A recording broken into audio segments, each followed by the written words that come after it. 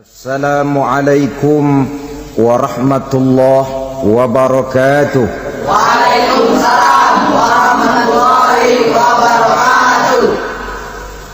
Alhamdulillah wassalatu wassalamu ala sayyidina Rasulillah sayyidina wa maulana Muhammad ibn Abdullah wa ala alihi wa sahbihi wa mawalah. La haula wa la quwwata illa billah, amma ba'du. Bapak-bapak, ibu-ibu, saudara-saudara kaum muslimin rahimakumullah. Pada pertemuan yang lalu sudah saya jelaskan bahwa hidup selalu berakhir dengan kematian. Apabila datang kematian menimpa seseorang, datanglah kiamat baginya. Itu yang disebut dengan kiamat kecil. Hakikatnya mati adalah perpindahan dari kehidupan di dunia ini menuju kehidupan di alam barzakh. Menunggu kita di alam barzakh sampai datangnya saat kiamat. Entah 10 tahun, entah 100 tahun, entah 1000 tahun, hanya Allah saja yang maha tahu. Adapun orang-orang beriman yang melakukan amal kebajikan dalam kehidupan di dunia ini, masa penantian yang lama di alam barzakh buat mereka sebentar saja. Tetapi bagi orang-orang kafir yang ingkar, yang tidak beriman kepada Allah, yang hidup di dunia cuma menumpuk-numpuk dosa, tentu penantian di alam barzakh akan merupakan waktu yang sangat lama. Bukankah dalam kehidupan kita waktu itu memang relatif? Contoh misalnya, bagi pemuda-pemudi yang sedang duduk asyik memadu cinta, waktu 4-5 jam saja rasanya cuma 4-5 menit, tenggelam oleh keasikan. Tapi buat orang yang berbaring di rumah sakit, meratap di balik-balik apa itu tembok derita kata lagu,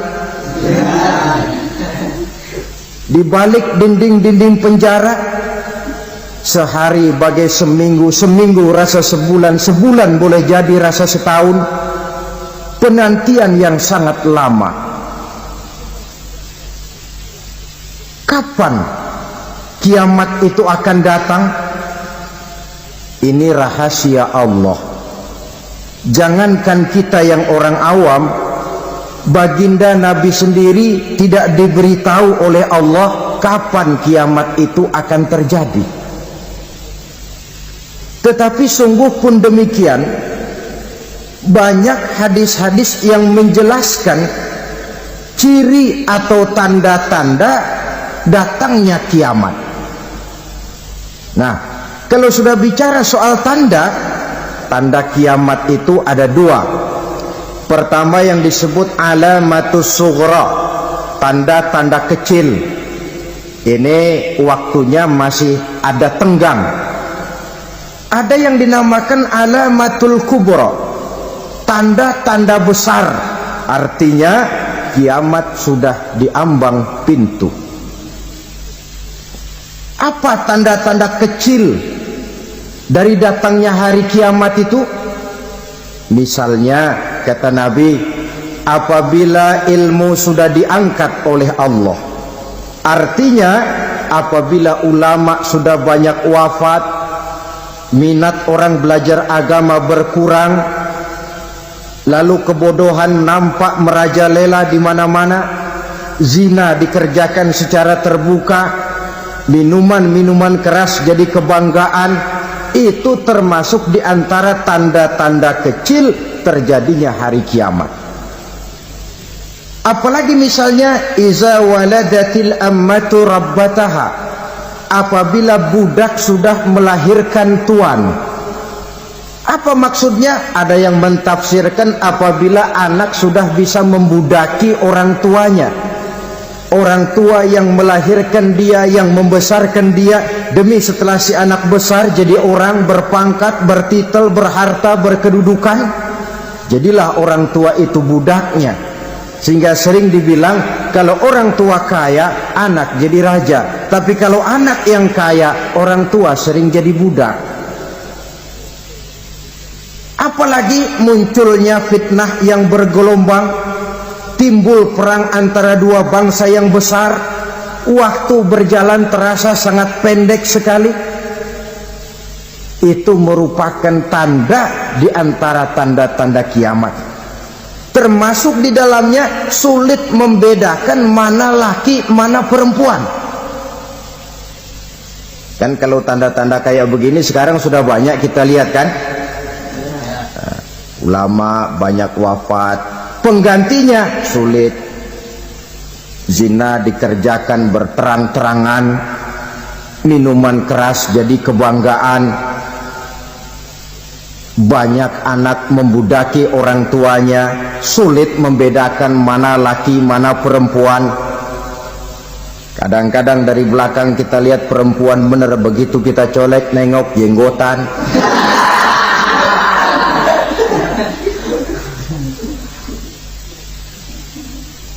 Ini termasuk tanda-tanda kecil, masih ada tenggang sampai akan terjadinya kiamat itu. Nah, yang dimaksud dengan tanda-tanda besar, ini tanda besar artinya kiamat sudah di ambang pintu. Pertama, matahari terbit dari sebelah barat. Apabila matahari sudah terbit dari arah sebelah barat, tertutuplah sudah pintu taubat. Bersabda Nabi kita, la taqumus sa'atu hatta tatlu'a syamsu min maghribiha. Tidak akan datang hari kiamat sampai matahari terbit dari arah sebelah barat. Fa iza tala'at, manakala matahari telah terbit dari arah sebelah barat, wara'ahan nasu, manusia banyak menyaksikan itu, amanu ajma'un, mereka pun lalu beriman. Yang tadinya kafir, yang tadinya ingkar, yang tadinya membangkang, setelah melihat matahari terbit dari sebelah barat, buru-buru beriman, berlomba-lomba mengucap dua kalimat syahadat. Tapi apa yang terjadi? Kata Nabi, wadzalika hina la yanfa'u nafsan imanuha lam takun amanat min qabl. Hari itu adalah hari yang iman sudah tidak berguna lagi bagi seseorang apabila sebelumnya memang dia tidak pernah beriman. Au kasabat fi imaniha khaira, atau beriman tetapi tidak pernah melakukan kebajikan di dalam keimanannya itu. Hari yang sudah kasib, hari yang sudah terlambat, beriman tidak akan ada gunanya lagi. Ini pelajaran buat kita. Sebelum sang surya terbit dari sebelah barat, sebelum nafas sampai di tenggorokan, artinya pintu taubat masih terbuka. Kalau dua hal itu sudah terwujud, nafas sudah sampai di kerongkongan atau matahari sudah terbit dari arah sebelah barat, tertutuplah sudah pintu taubat. Tak ada lagi gunanya pangkat, jabatan, harta, bahkan beriman pun dalam suasana macam itu. Too late, kata orang Kulon. Sudah terlambat. Matahari terbit dari arah sebelah barat. Itu tanda besar, artinya kiamat sudah di ambang pintu. Lalu apalagi tanda besar? Munculnya Dajjal. Dajjal artinya pendusta-pendusta yang menyesatkan manusia. Ada dua macam Dajjal, saudara. Ada Dajjal kecil, ini Dajjal kelas teri. Kalau ini sejak zaman Rasulullah sudah ada itu. Tiap zaman ada. Di zaman Rasulullah misalnya ada yang bernama Aswad al-Unsi dari Yaman, ada yang namanya Musailamah al-Kazzab dari Yamama, ada yang namanya Ibnu Sayyad dari Madinah. Ini dajjal-dajjal di zaman Rasul. Musailamatul Kazzab memproklamirkan diri jadi nabi, dia di zaman Rasul masih hidup. Ini dajjal zaman Nabi. Di zaman sahabat muncul dajjal-dajjal. Di zaman kita sekarang ini dajjal-dajjal pun gentayangan. Dajjal-dajjal kelas teri. Kerjanya mendustakan manusia, menyesatkan manusia, memalingkan manusia dari jalan yang benar dan diridhoi oleh Allah Subhanahu wa ta'ala. Adapun yang merupakan tanda besar dari datangnya kiamat, dajjal-dajjal kelas kakap, pembohong-pembohong besar yang menyesatkan masyarakat manusia berpaling dari jalan Allah mengikuti jalan mereka. Apa sih ciri dajjal itu? Kata Nabi dalam hadis Bukhari Muslim, inna dajjala, sesungguhnya yang namanya dajjal itu yakhruju, satu saat akan muncul mendekati hari kiamat. Wa inna ma'ahu ma'an, si dajjal ini membawa air, wa naran, dan juga membawa api. Dua simbol. Di tangan yang satu dia bawa air, di tangan yang satu dia bawa api. Wa ammal ladzi yarahu an-nasu ma'an fanarun, adapun yang orang banyak lihat air, hakikatnya adalah api. Yang dilihat api, hakikatnya adalah air. Oleh sebab itu, kalau api yang ditawarkan, ambillah air. Kalau air yang ditawarkan, pilihlah api. Maksudnya apa ini? Ini bahasa simbol, saudara-saudara. Dajjal bicaranya seolah-olah untuk kepentingan manusia, menawarkan surga. Surga yang dia tawarkan hakikatnya neraka.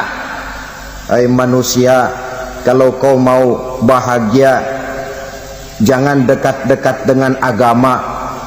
Sholat itu tidak efektif dan efisien, tidak produktif dari segi ekonomi itu. Menghadiri majelis taklim cuma buang-buang waktu. Tahajud, tasbih, tahlil, baca Quran, apa itu? Pekerjaan mubazir saja. Hidup ini cuma sekali, masa yang cuma sekali, manfaatkan dengan sebaik-baiknya. Mumpung, dibawanya sifat mumpung tetapi dalam pengertian yang sangat negatif. Bicaranya seolah-olah untuk kepentingan manusia, tetapi sebenarnya menjerumuskan manusia. Menawarkan air tapi sebenarnya api, menawarkan api tapi hakikatnya air. Buat apa kamu sholat? Buat apa kamu bayar zakat? Buat apa kamu puasa? Surga yang dicanangkan dajjal hakikatnya neraka. Neraka yang digambarkan dajjal pada dasarnya adalah surga. Jadi memutarbalikkan fakta itu kerjaan dajjal. Yang hak jadi batil, yang batil dibilang hak, yang benar jadi salah, yang salah malah jadi benar. Tuntunan disuruh jadi tontonan, tontonan malah menjadi tuntunan. Itu pekerjaan dajjal profesinya. Zamannya Nabi Adam, dajjalnya kan iblis. Betul? Betul. Apa sih gang kerayuan iblis itu? Allah setelah menciptakan Nabi Adam kan bilang, Adam, kau dan istrimu Hawa tinggal di surga ini. Seluruh fasilitas yang ada di surga persilahkan kau nikmati. Satu yang tidak boleh, jangan coba-coba dekati pohon khuldi. Dekat saja jangan, apalagi sampai memetiknya. Datang dajjal yang namanya iblis ini. Adam, kamu tahu nggak kenapa tidak boleh makan buah khuldi? Ya nggak tahu, pokoknya saya dilarang. Bodoh kamu Dam. Khuldun artinya kekal. Kalau kamu makan itu buah, kau akan kekal di surga buat selamanya. Allah tidak kepengen, maka dilarang kamu makan buah khuldi. Kalau kau ingin kekal di surga Adam, makan saja. Saya bicara begini ini untuk kepentingan kamu Adam. Ini kan ciri-ciri Dajjal. Bicaranya sih seolah-olah untuk kepentingan Nabi Adam, hakikat sebenarnya menjerumuskan Nabi Adam supaya ingkar dan melanggar larangan dari Allah Subhanahu wa ta'ala. Jadi setelah muncul Dajjal, timbul kekacauan-kekacauan di masyarakat. Banyak yang terpengaruh, terpedaya dan terpesona, termasuk mereka yang memproklamirkan diri jadi nabi, mereka yang memproklamirkan diri jadi rasul di zaman sesudah Rasulullah wafat. Itu adalah Dajjal. Maka saya ingatkan, kalau di zaman kita sekarang ini ada orang ngaku jadi nabi, ada orang ngaku jadi rasul, biar bahasa Arabnya kental, Quran hafal, hadis ribuan hadis hafal, biar pakai serban sampai menyengser ke tanah, bahasa Arabnya fasih, tapi dia mengaku jadi nabi, jadi rasul. Kita umat Islam wajib tidak percaya, wajib untuk tidak percaya. Itulah Dajjal zaman kita sekarang ini. Tidak mustahil mereka datang mempengaruhi orang-orang awam supaya berpaling dari Rasulullah, mengikuti mereka. Nah, di akhir zaman nanti, mendekati hari kiamat, Dajjal ini muncul, Dajjal kelas kakap, menyesatkan masyarakat manusia untuk berpaling dari Islam, mengikuti seruan mereka. Apalagi di antara datangnya kiamat itu, tanda yang besar itu, turunnya Nabiullah Isa Al-Masih, putra Maryam. Menurut berbagai hadis yang sahih, Nabi Isa Al-Masih nanti akan turun lagi, tidak membawa risalah yang baru, tapi meluruskan risalah Islam ini yang telah banyak ditinggalkan oleh masyarakat. Bahkan ada hadis menjelaskan beliau akan membunuh Nabi, mematahkan kayu-kayu salib, lalu melaksanakan haji dan umrah mengikuti syariat Nabi Muhammad, bukan membawa agama baru, menjadi semacam mujaddid, reformer, menyelamatkan manusia dari bisikan Dajjal. Bahkan ada riwayat yang menjelaskan bahwa Nabi Isa berhasil mengalahkan Dajjal, mengembalikan masyarakat manusia kembali kepada ajaran Islam yang datang dari Allah, dibawa oleh Rasulullah Sallallahu Alaihi Wasallam. Dengan kata lain, turunnya Nabi Isa bukan sebagai Nabi dan Rasul baru, tetapi mengikuti syariat Nabi kita Muhammad Sallallahu Alaihi Wasallam. Saudara hadirin, ibu-ibu hadirat yang saya hormati, kemudian apalagi di antara tanda-tanda besar akan datangnya kiamat itu? Keluarnya asap atau awan. Kata Nabi, inna min asrati sa'ah dukhanan yamla'u ma bainal masyriqi wal maghrib. Di antara tanda-tanda kiamat, munculnya awan atau asap yang memenuhi antara langit dan bumi. Ini pun diperkuat dalam surah Ad-Dukhan ayat 10, fartaqib yauma ta'tis sama' bidukhanin mubin fayughshan nas hadza azabun alim.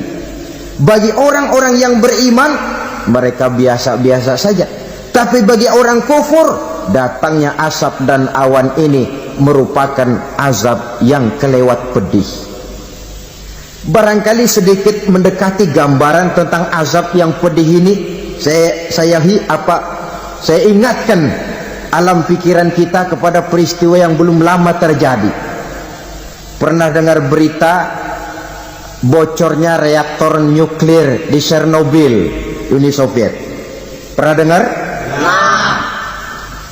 Bocornya reaktor nuklir di Chernobyl yang mengakibatkan ratusan bahkan sangat mungkin ribuan nyawa. cuma satu reaktor. Bagaimana kalau seluruh cadangan nuklir yang dimiliki oleh para negara adikuasa ini diledakkan? Bahkan yang konon menurut catatan, cadangan nuklir yang dimiliki bersama oleh Amerika dan Rusia sekarang ini sudah sanggup memusnahkan 6 miliar manusia, 1,5 kali lebih banyak dari jumlah manusia yang nongkrong di permukaan bumi ini. Saudara-saudara hadirin yang saya hormati, lalu saat mendekati hari kiamat, apalagi tandanya setelah Nabi Isa wafat pada saat turunnya yang kedua kali, lalu Allah meniupkan angin sejuk, semua orang-orang beriman, orang-orang baik wafat, sehingga penghuni bumi ini cuma tinggal lagi terdiri dari orang-orang kafir. Tidak ada lagi di bumi ini yang bisa mengucapkan Allah.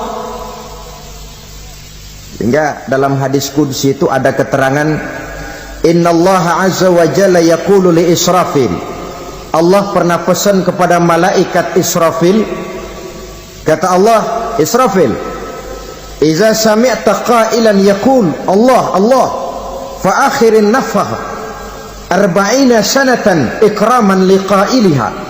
Hai Israfil, apabila kau dengar di permukaan bumi masih banyak orang yang mengucapkan Allah Allah, maka tunda sangkakala kiamat itu 40 tahun.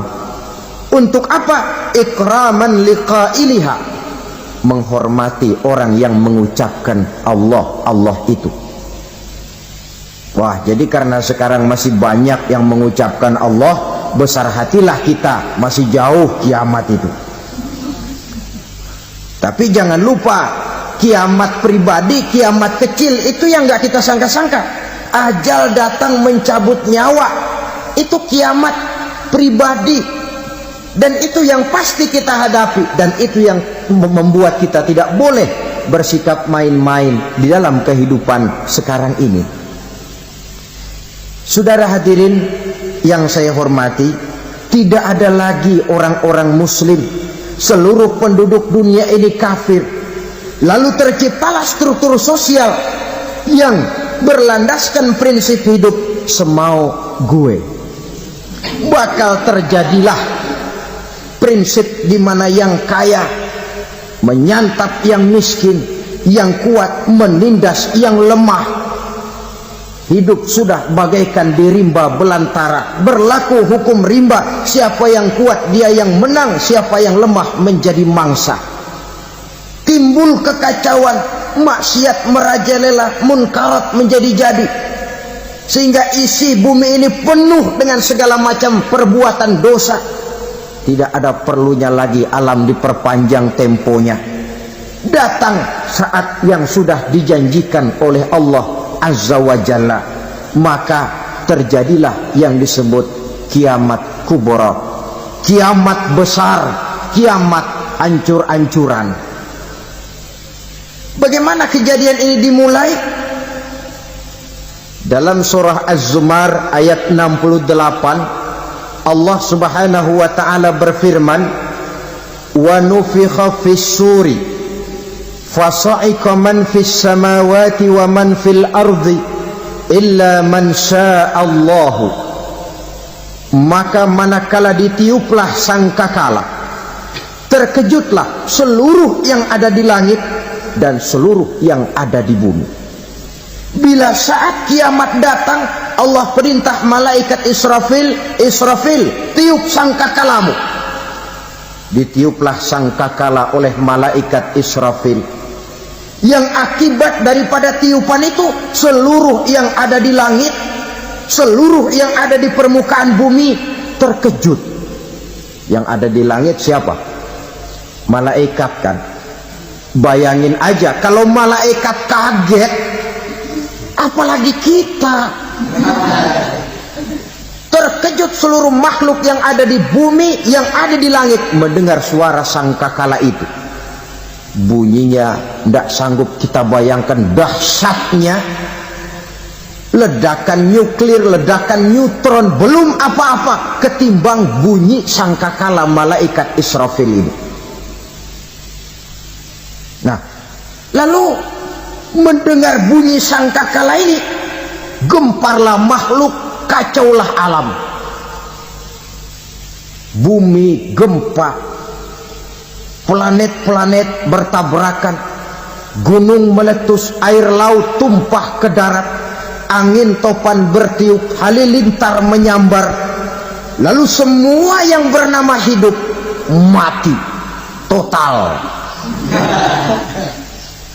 Mati bareng tanpa persiapan. La haula wala quwata illa billah. Saya kadang-kadang dalam tafakur bermohon, ya Allah, mudah-mudahan saya nggak nemuin kiamat beneran.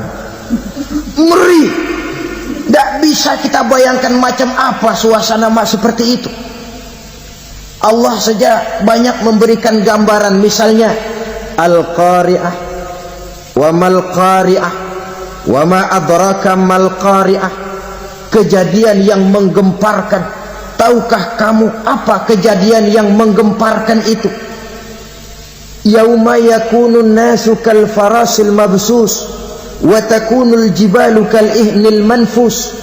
Pada saat itu manusia berterbangan bagai kupu-kupu, gunung berterbangan seperti kapas ditiup angin. Gunung saja macam kapas, konon lagi manusia. Kematian total, mulai semut sampai gajah mati, jin mati, iblis mati, malaikat mati. Malaikat saja mati. Saudara hadirin yang saya hormati, kematian total yang tanpa persiapan. Orang bilang, Pak, kalau mati bareng begitu yang repot malaikat maut dong ya, cabut sana, cabut sini. Itu kalau menurut logika kita, mestinya begitu menurut logika. Tapi logika juga yang bilang nggak perlu serepot itu. Sebab untuk mematikan listrik di wilayah DKI, di wilayah Jakarta, nggak perlu tiap rumah didatengin matiin ya lama. Cukup dari kantor pusatnya saja PLN, tekan satu tombol, gelaplah seluruh Jakarta.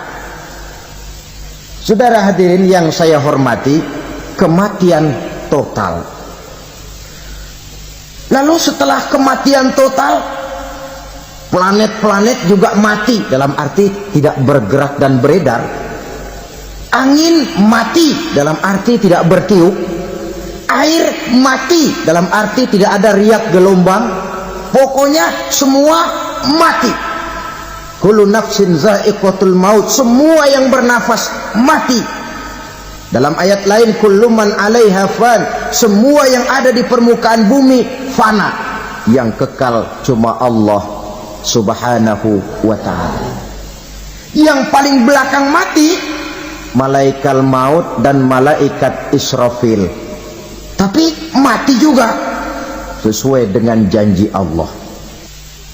Menurut hadis Bukhari Muslim dari Abi Hurairah, masa tenggang waktu antara kematian total pada tiupan sangkakala pertama dengan proses kebangkitan pada tiupan sangkakala kedua 40 lamanya. Tidak dijelaskan oleh Abi Hurairah 40 jam, apa 40 hari, apa 40 tahun. Hadis-hadis cuma menyebutkan 40 saja. Sunyi alam, yang tinggal cuma Allah saja lagi. Ketika itu Allah berseru-seru, katanya, limanil mulkul yauma, siapa para penguasa hari ini? Mana itu raja-raja dan penguasa yang dulu mengaku jadi Tuhan? Fir'aun, mana Fir'aun sekarang? Yang dulu jadi raja, merasa berhasil, sombong, lalu tidak mau turun-turun dari kekuasaannya. sampai kepada puncak kekurang ajarannya mengangkat diri jadi Tuhan. Mana itu Fir'aun? Namrus, mana sekarang Namrus? La ilaha illa ana, ternyata tidak ada Tuhan lain selain daripada aku, kata Allah. Proses kemudian, saudara-saudara, turunlah hujan dari langit. 40 lamanya hujan itu, tidak jelas juga 40 jam apa 40 hari. Setelah air turun membasahi, datanglah tiupan sangkakala yang kedua. Semua yang bernama mati bangkit dari kuburnya masing-masing. Ini yang disebut Yaumul Ba'thi, hari kebangkitan. Allahu Akbar. Pada saat kita bangkit dari kubur kita masing-masing, kumpul di padang mahsyar namanya. Bayangin aja, saya sendiri nggak sanggup bayangin. Manusia sejak zaman Adam sampai zaman kiamat kumpul bareng di tempat sama. Berapa banyaknya itu?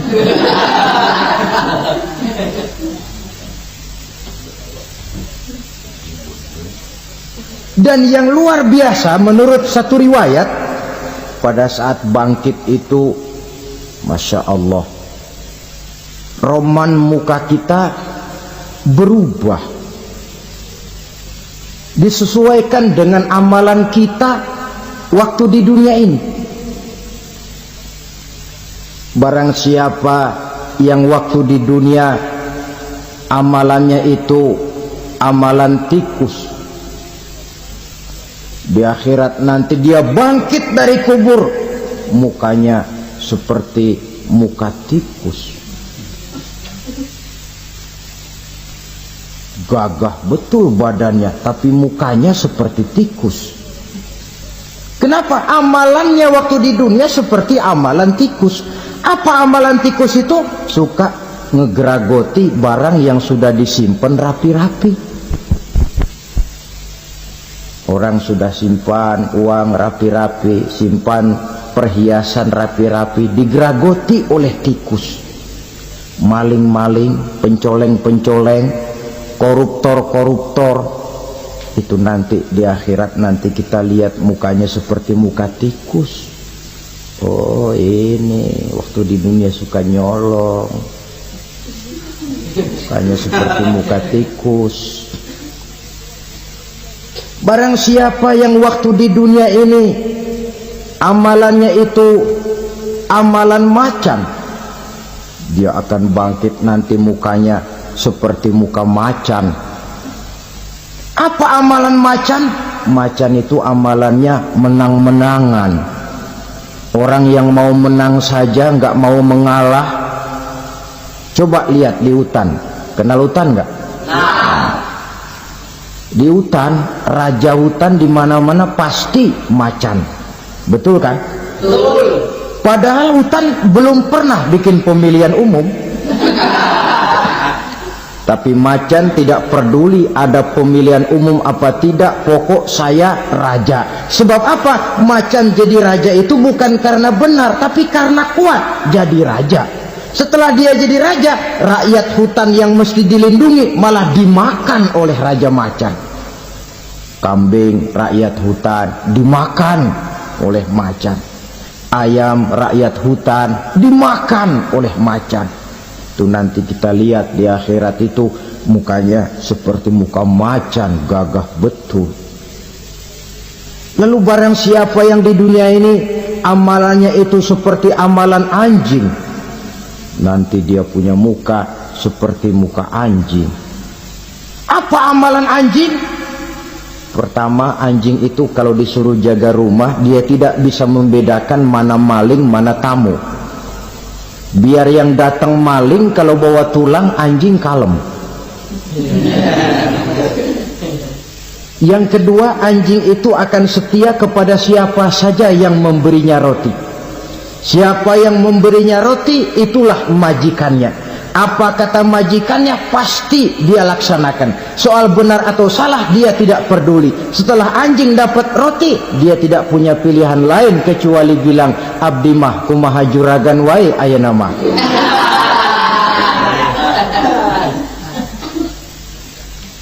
Saudara hadirin yang saya hormati,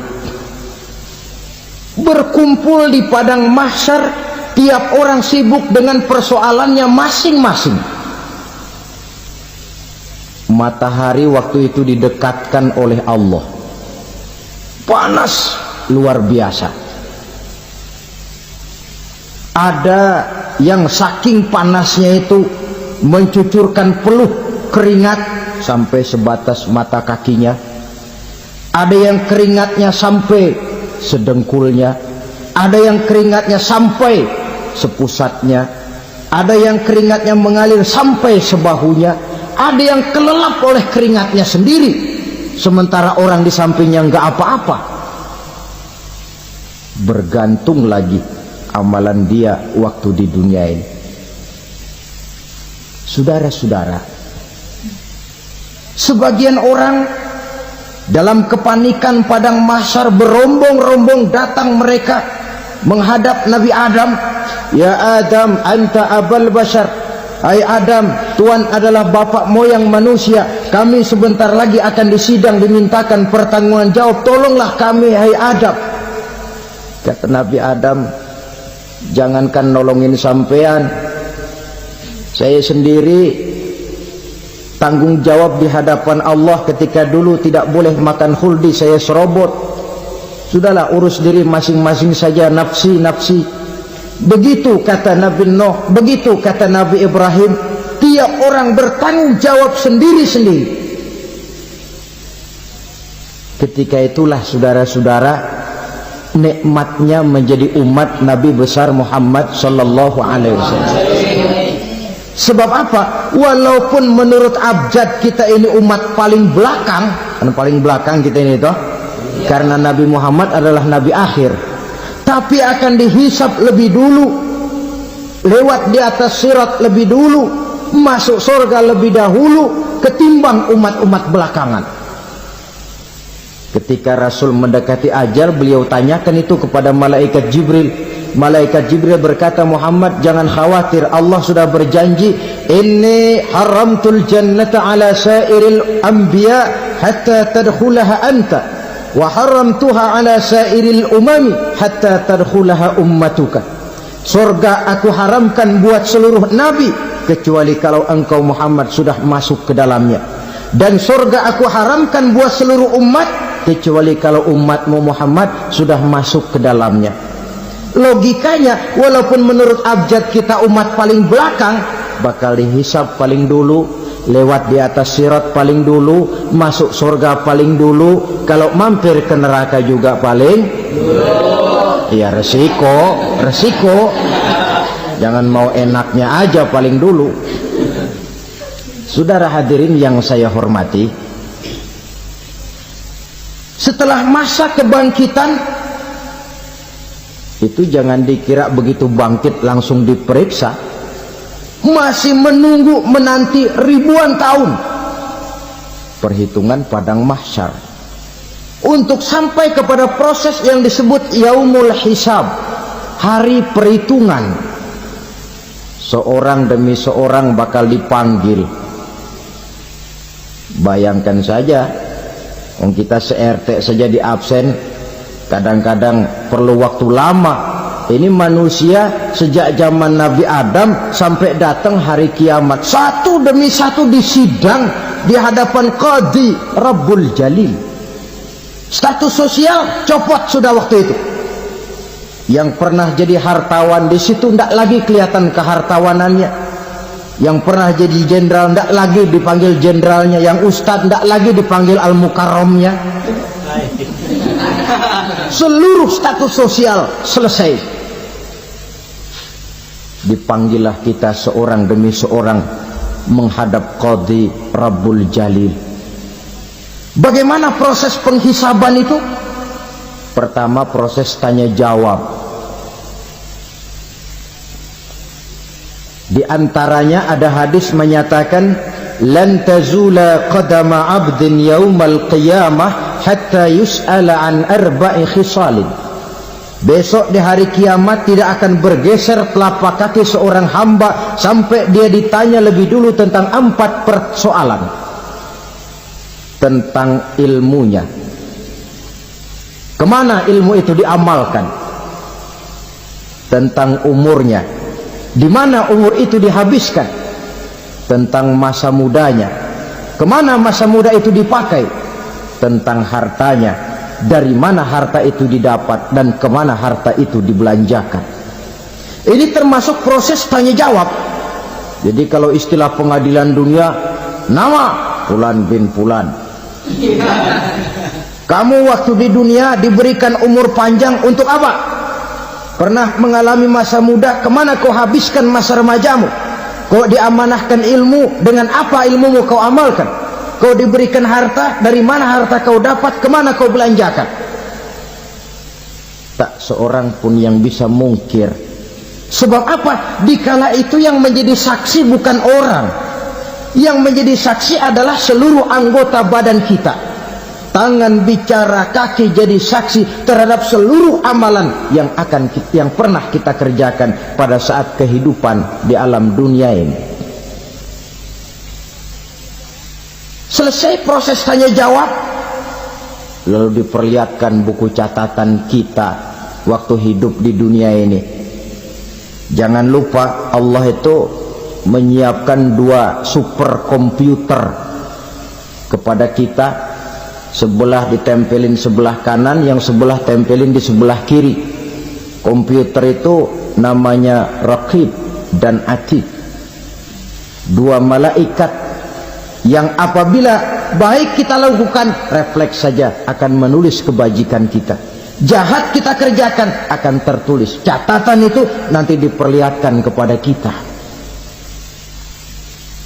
Waduh, alangkah malunya pada saat diperlihatkan catatan kita, buku rapot kita merah melulu. Barangkali diperiksa sambil diomelin, brengsek lo. Buku merah melulu begini, bagaimana waktu hidup di dunia?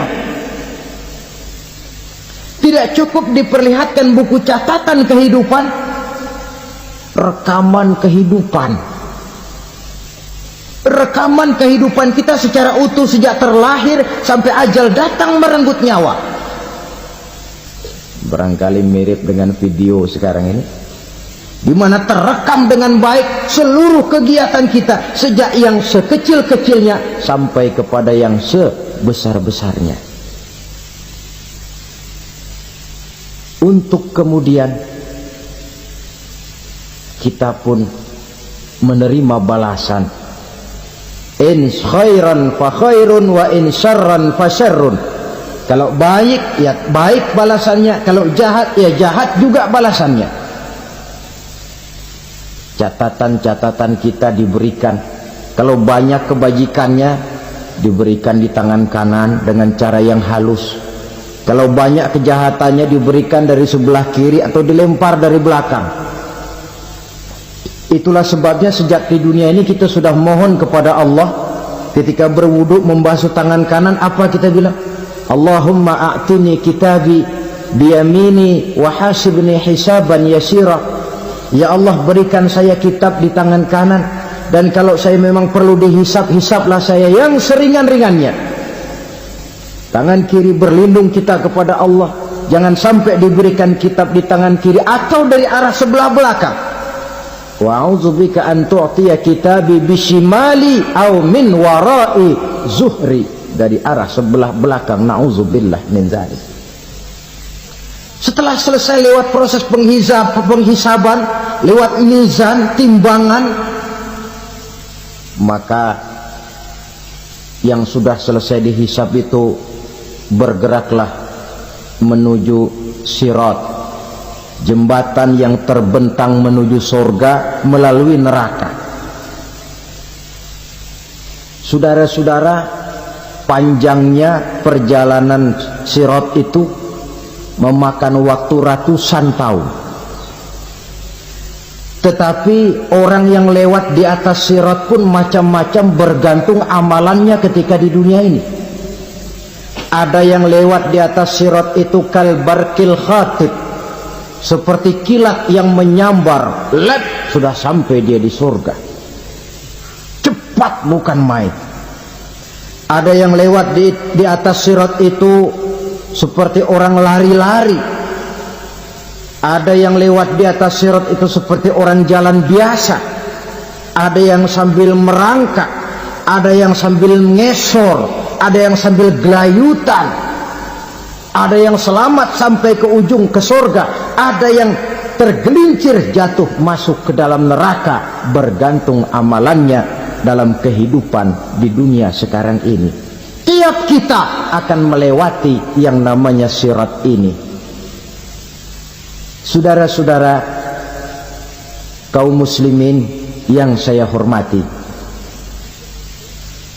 dengan demikian mereka yang selamat melalui sirat sampai ke terminal akhir surga, mereka yang ketika dihisab ternyata banyak kejahatannya daripada kebaikannya, mereka singgah di dalam neraka. Nah, adapun orang-orang yang beriman menurut ayat Quran dan hadis Nabi itu nanti ada bermacam-macam. Ada orang beriman itu yang dimasukkan surga. Ada orang beriman itu yang dimasukkan ke dalam surga. Ada orang beriman itu yang disebut penduduk surga. Kenapa lain-lain, Pak? Karena waktu di dunia amalannya juga lain-lain. Ada orang beriman yang masuk surga. Ini paling murah tiketnya. Mau masuk surga? Kata Nabi begini, ma min abdin qala la ilaha illallah thumma mata ala dhalik illa dakhala al-jannah. Kalau seorang hamba sudah mengucap dua kalimat syahadat, dia yakin dengan kebenaran kalimat itu sampai matinya, orang itu akan masuk surga. Abi Dzar yang waktu itu diajak bicara heran, ya Rasul kok gampang betul? Iya, walaupun orang itu mencuri, iya, walaupun orang itu berzina, iya. Biar dia mencuri, biar dia berzina, kalau dia sudah mengucap dua kalimat syahadat, dia yakin dengan kebenaran kalimat itu sampai matinya, itu orang akan masuk surga. Jadi masuk surga cukup dua kalimat syahadat, yakin sampai mati, masuk surga. Itu perkara masuk. Tapi kalau pertanyaannya diterusin, masuknya kapan, Pak? Nah, ini lain lagi urusannya. Sebab ada yang masuknya itu langsung, ada yang mampir dulu. Di sana tempat cuma dua, kalau tidak surga, neraka. Mau ke surga tapi mampir dulu, yang mampirnya jelas di neraka.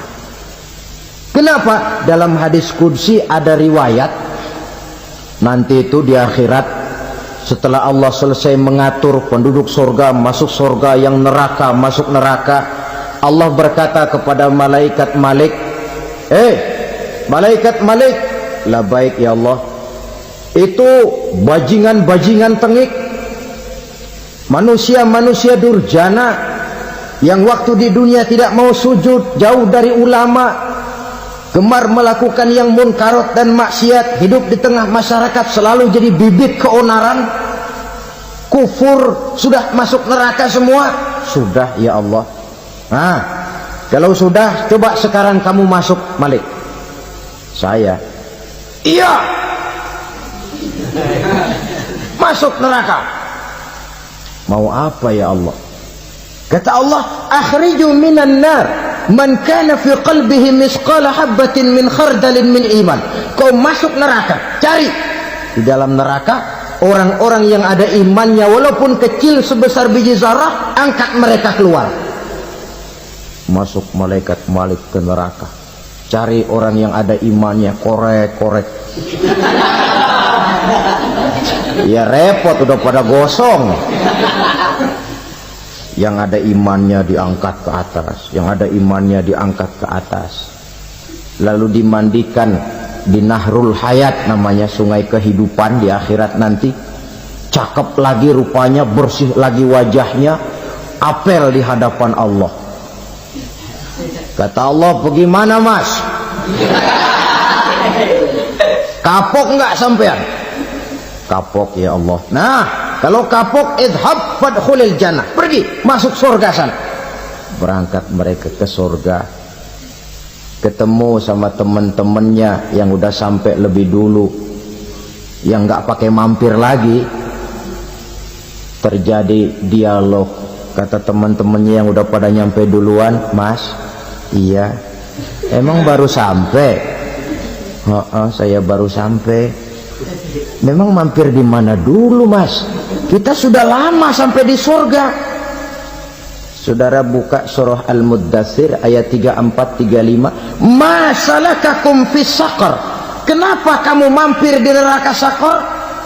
Qalu lam naku minal musallin. Mereka menjawab, kami mampir di neraka Saqar mas, gara-gara dulunya kami waktu di dunia tidak pernah sholat. Tidak pernah sholat? Tidak pernah. Karena rumahnya dekat masjid, cuma dekat doang mas. Sholat mah enggak saya. Enggak pernah ngasih makan fakir miskin, enggak pernah hadir di majelis taklim, pendeknya enggak pernah melakukan kebajikan. Maka saya pun mampir di neraka Saqar. Untung betul saya punya iman mas, sedikit. Waktu hidup di dunia dulu saya pernah mengucap 2 kalimat syahadat, sekali-kalinya waktu mau kawin. Masya Allah. Untung saja kawin, kalau nggak kawin polos.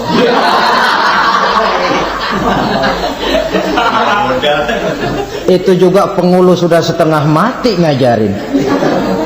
Asyhadu alla, asyaduaan, asyaduaan.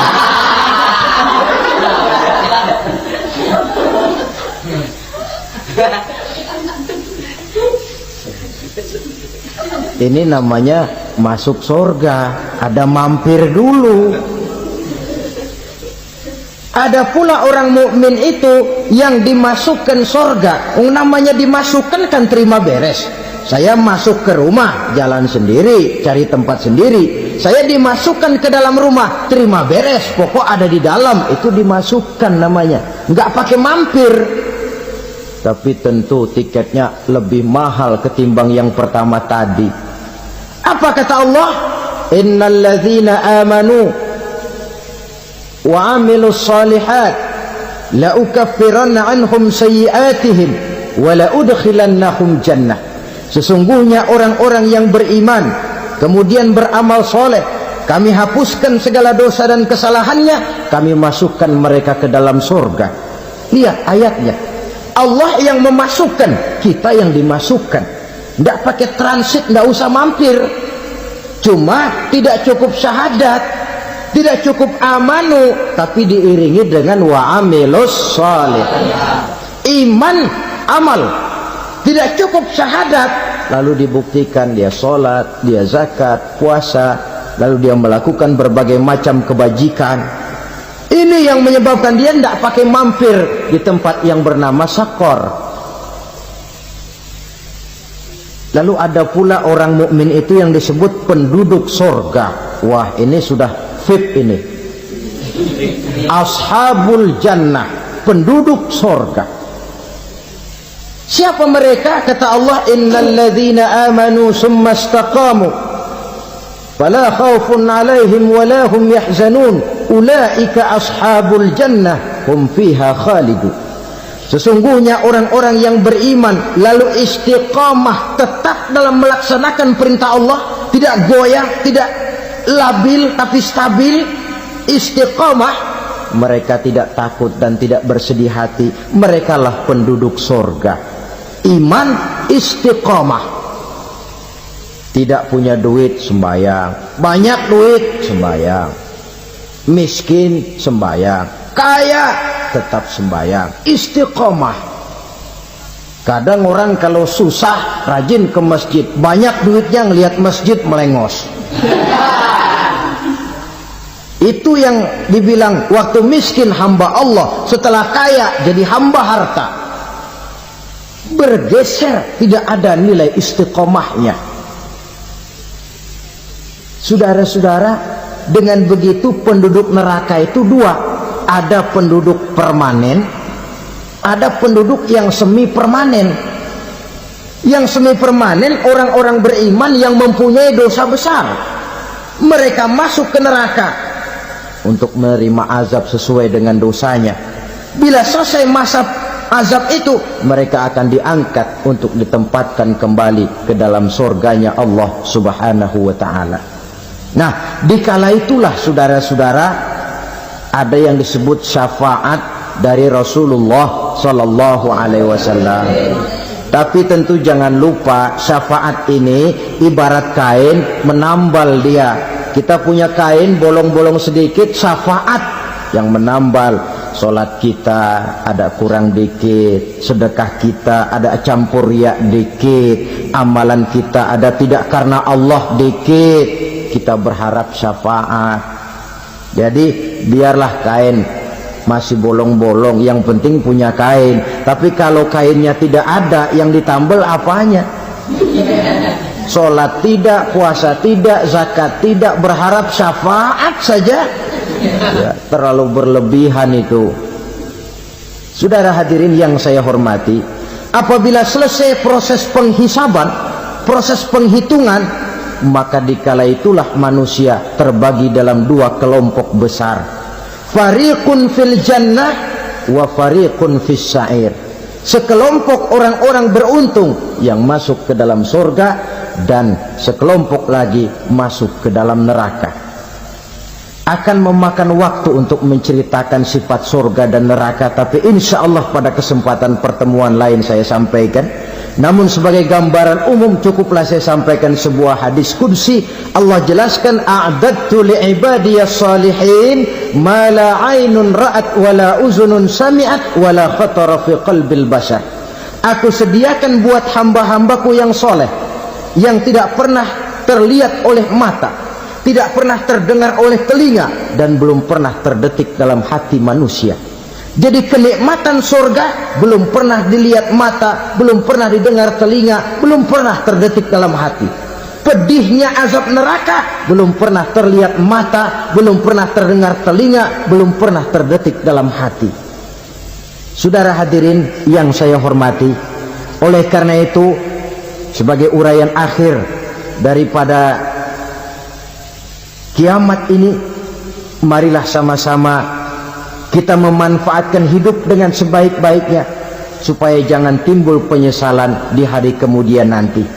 Mudah-mudahan kita seluruhnya diselamatkan Allah dari azab neraka dan mendapat surga dan ridhonya. Sekian dan demikianlah pertemuan kita kali ini. Terima kasih banyak atas segala perhatian. Mohon maaf atas segala kekurangan. Usikum wa nafsi bitaqwallah. Wassalamualaikum warahmatullahi wabarakatuh.